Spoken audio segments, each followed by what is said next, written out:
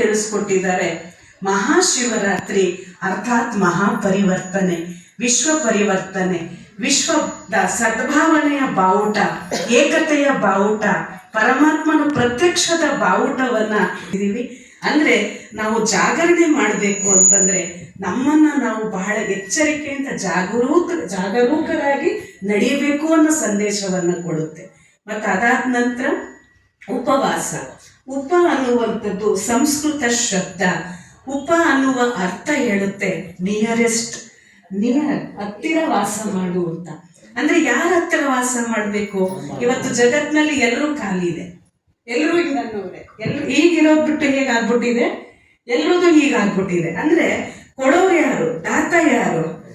ವಿಶ್ವದ ಎಲ್ಲ ಆತ್ಮಗಳ, ಸರ್ವ ಆತ್ಮಗಳ ತಂದೆ, ಸರ್ವ ಆತ್ಮಗಳಿಗೂ ರಕ್ಷಕ, ಸರ್ವ ಆತ್ಮಗಳ ಮಾರ್ಗದರ್ಶಕ, ಸರ್ವರಿಗೂ ಸಹ ಮುಕ್ತಿ, ಜೀವನ್ ಮುಕ್ತಿಯನ್ನು ಕೊಡುವ ದಾತ ಪರಮಾತ್ಮನ ಮಕ್ಕಳು ನಾವಾಗಿರೋದ್ರಿಂದ ನಾವು ಎಷ್ಟೆಷ್ಟು ಅವರನ್ನ ಪ್ರೀತಿಸ್ತೀವಿ, ಅರ್ಥಾತ್ ಎಷ್ಟು ಪ್ರೀತಿಯಿಂದ ನೆನೀತೀವಿ, ಎಷ್ಟೆಷ್ಟು ನೆನಪು ಮಾಡ್ತೀವಿ, ಅಷ್ಟಷ್ಟು ನಮ್ಮ ಆತ್ಮದ ಜ್ಯೋತಿ ಜಾಗೃತ ಆಗ್ತಾ ಹೋಗುತ್ತೆ.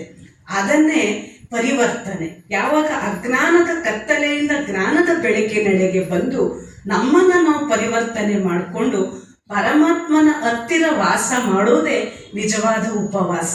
ಅದಕ್ಕೆ ಆತ್ಮೀಯರೇ, ಒಂದು ದಿವಸದ ಉಪವಾಸ ಅಥವಾ ಒಂದು ದಿವಸದ ಜಾಗರಣೆ ಆಗಿರಬಾರ್ದು. ನಮಗೆ ನಿತ್ಯವೂ ಶಿವರಾತ್ರಿ, ನಿತ್ಯವೂ ಉಪವಾಸ, ನಿತ್ಯವೂ ಜಾಗರಣೆ. ಯಾಕೆಂದ್ರೆ ಪ್ರತಿ ತಿಂಗಳಲ್ಲೂ ಕೂಡ ಅಮಾವಾಸ್ಯೆ ಶಿವರಾತ್ರಿ ಬರುತ್ತೆ, ಅದು ಉಪ ಶಿವರಾತ್ರಿಗಳಾಗುತ್ತೆ.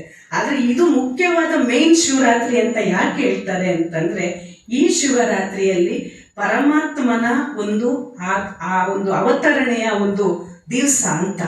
ಯಾವ ರೀತಿ ಅವತರಣೆ ಆಗ್ತಾರೆ? ಯಾವಾಗ ನಾವು ಶಿವಲಿಂಗದ ದರ್ಶನವನ್ನ ಮಾಡಬೇಕಾದ್ರೆ ಬಸವಣ್ಣನ ಮುಖಾಂತರ ನಾವು ಶಿವನ ದರ್ಶನ ಮಾಡ್ತೀವಿ. ಅದನ್ನ ಮಾಡಿದ್ರೆ ಶ್ರೇಷ್ಠ ಅಂತ ನಾವೆಲ್ಲರೂ ಸಹ ಬಹಳ ಪ್ರೀತಿಯಿಂದ ನಾವು ತಲೆಬಾಗಿ ನಾವು ಪರಮಾತ್ಮನ ಶಿವನ ದರ್ಶನ ಮಾಡ್ತೀವಿ.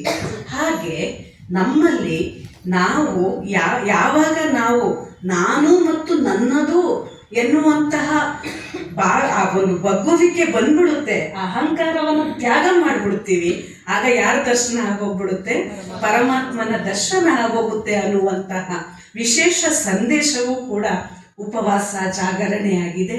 ಯಾಕೆಂದ್ರೆ ನಾವೆಲ್ಲರೂ ಕೂಡ ಪ್ರತಿಯೊಬ್ಬರೂ ಸಹ ನಿತ್ಯವೂ ಪರಮಾತ್ಮನ ನೆನಪಿನಲ್ಲಿದ್ದು ಎಷ್ಟೆಷ್ಟು ಭಗವಂತನಲ್ಲಿ ಸಂಘ, ಯಾವ ರೀತಿ ಜೈಸ ಸಂಘ ವೈಸ ರಂಗ್ ಅಂತ ಹೇಳ್ತಾರೆ, ಯಾವ ರೀತಿ ಸಂಘ ಆ ರೀತಿ ಬಣ್ಣ ಅಂದಮೇಲೆ ಸಜ್ಜನರ ಸಂಘ ಹೆಜ್ಜೆಯನ್ನು ಸವಿದಂತೆ, ದುರ್ಜನರ ಸಂಘ ಬಚ್ಚಲ ರುಚಿನಂತೆ ಸರ್ವಜ್ಞ ಅಂದಮೇಲೆ ಯಾವಾಗ ಭಗವಂತನ ಜೊತೆಯಲ್ಲಿ ನಾವು ಇದ್ಬಿಡ್ತೀವಿ ಆಗ ನಮ್ಮ ಸಂಘ ಅವರಲ್ಲಿರ್ತಕ್ಕಂಥ ಸುಖ, ಶಾಂತಿ, ಆನಂದ, ಪ್ರೇಮ, ಪ್ರೀತಿ, ಪವಿತ್ರತೆ, ಧೈರ್ಯ, ಶಾಂತಿ, ಸಹನೆ, ತಾಳ್ಮೆ ಇದೆಲ್ಲವೂ ಕೂಡ ನಮ್ಮಲ್ಲಿ ಬರ್ತಾ ಹೋಗುತ್ತೆ. ಇದರ ಒಂದು ಸೂಚಕವೇ, ಇದರ ಒಂದು ಅರ್ಥವೇ ಮಹಾಶಿವರಾತ್ರಿಯಾಗಿದೆ.